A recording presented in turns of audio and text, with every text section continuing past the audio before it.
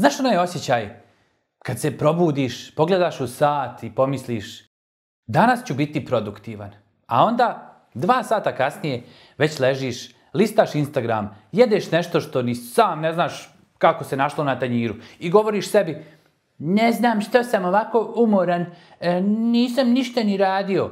E pa moj narode, ako si umoran, a nisi ništa radio, to je vjerovatno zato što si previše radio u glavi.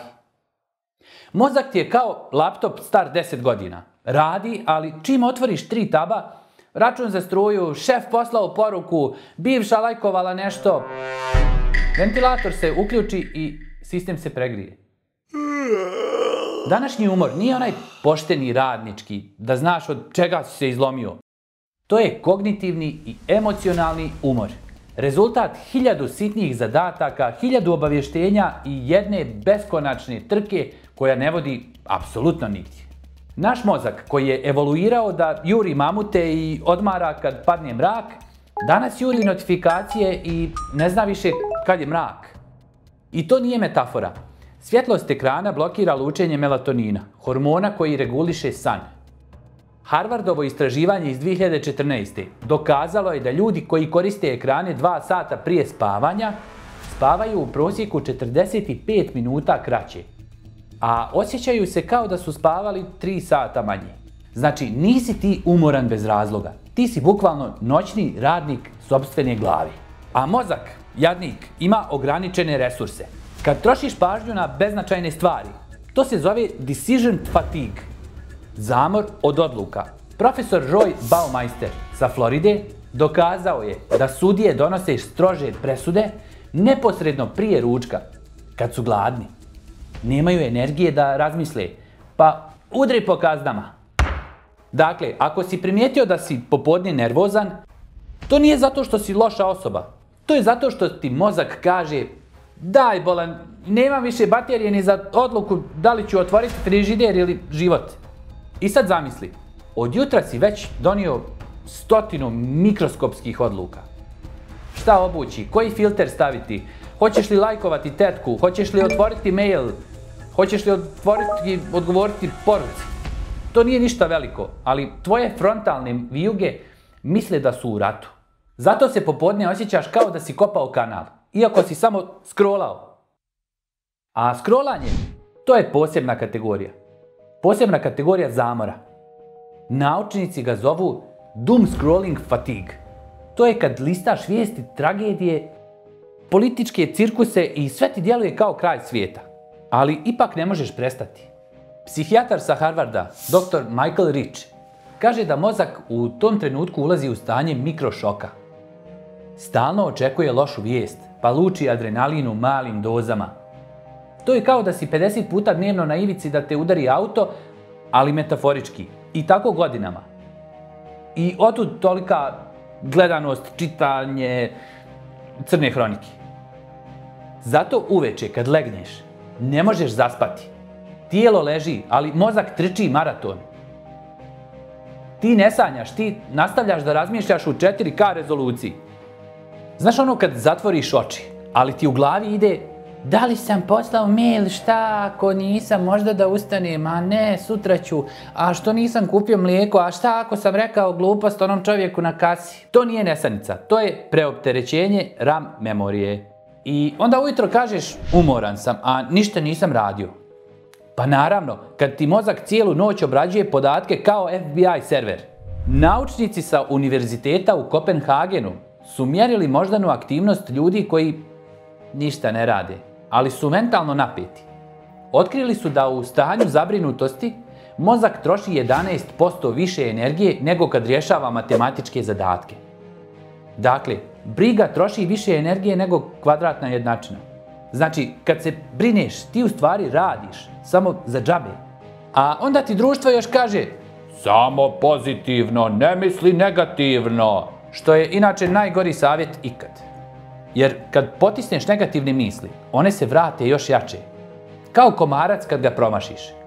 I zato imamo epidemiju lažnog optimizma.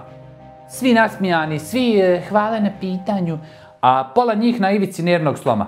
Zato danas imaš ljude koji su fizički zdravi, ali mentalno iscrpljeni. I svi misle da je problem u njima, a ne u sistemu koji traži da stalno budeš dostupan, brz, fleksibilan i zahvalan dok izgaraš.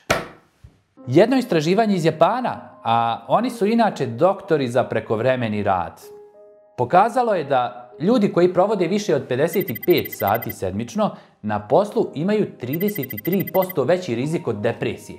I sad ako misliš, pa ja ne radim toliko, varaš se, jer mozak ne zna razliku između posla i stalnog razmišljanja o poslu.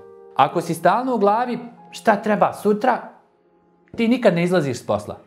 Samo se preseliš s kancelarije na kauč. E sad, hajde da malo pređemo na biologiju. Umor je zapravo signal, a ne neprijatelj. Kad si umoran, tvoje tijelo ti govori dosta, resetuj me.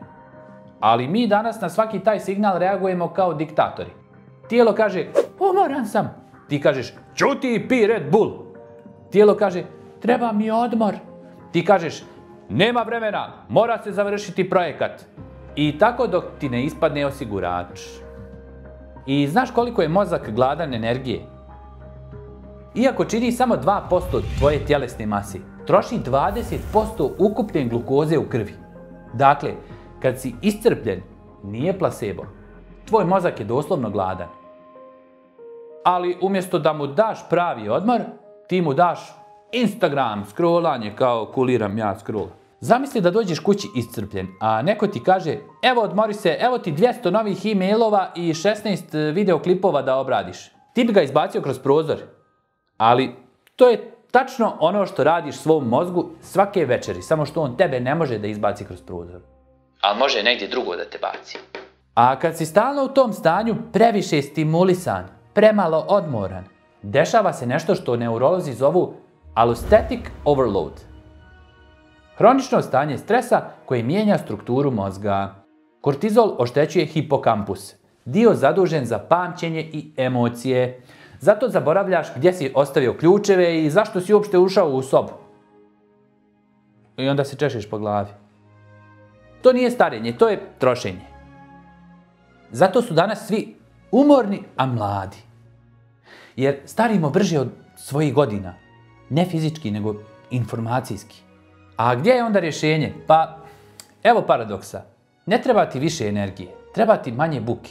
Ne treba ti nova kafa, nego stari mir. U jednom zanimljivom istraživanju s jednog univerziteta mjerili su nivo stresa kod ljudi koji dnevno provedu 10 minuta u tišini. Samo tišina. Poslije mjesec dana kortizol im je pao u prosjeku 30%. Znači, terapija postoji, samo je besplatna, pa zato niko ne priča o njoj. Jer kad bi ljudi otkrili da je najbolji lijek za umor do sada, srušilo bi se pola industrije. Od energetskih napitaka do self-help gurua. Zato predlažem da se vratimo starim navikama. Pokušaj jedan dan bez telefona. Ne moraš meditirati, samo budi. Gledaj kroz prozor, slušaj kišu, broji oblake. Ako ti je teško, to znači da si zavisnik. Ne od interneta, nego od stimulacije. I da, naravno, fizičko kretanje. Istraživanja iz Finske pokazala su da 20 minuta šetnje dnevno podiže moždani protok i smanjuje osjećaj umora za čak 65%. Zamisli šetnja. Besplatna aplikacija iz prirode. Bez reklama, bez pretplate. Ali mi bismo radije platili aplikaciju koja nas podsjeća da dišemo.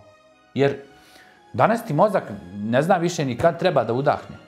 Čeka notifikaciju. Dakle, da zaključimo. Nisi ti umoran jer ništa nisi radio. Ti si umoran jer radiš sve. Odjednom, stalno, u glavi. Bez prestanka. Tvoje ništa danas troši više energije nego nečiji rad u rudniku prije 100 godina. Zato pravi luksuz 21. vijeka nije auto, sat, nije ni putovanje. Pravi luksuz je mir. I ako ti neko kaže, ajde ne filozofiraj, šta ti fali? Samo mu reci, fali mi brate reset. Jer u svijetu gdje svi trče, onaj koji zna da stane, taj je stvarno zdrav. I kad te pitaju kako si, sljedeći put odgovori iskreno, odmorno. I to je moj najveći uspjeh ove godine.